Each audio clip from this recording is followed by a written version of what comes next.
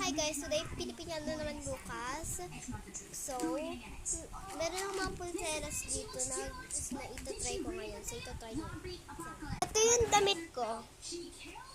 Ayun. Wala kasi pasok ngayon kasi maulan eh.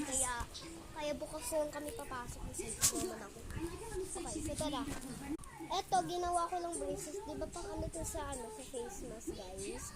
Pero ginawa ko ng mga necklace. Pati ito din. Tapos may mga pulseras ako dito. So, ito-try natin. So, ito-try natin ito guys. Wait lang. So guys, ito-try ko yung mga braces na binigay sa akin. O diba? Ganda pa bagay. Wait nyo guys yung part ko kasi wala na akong time. Bye-bye!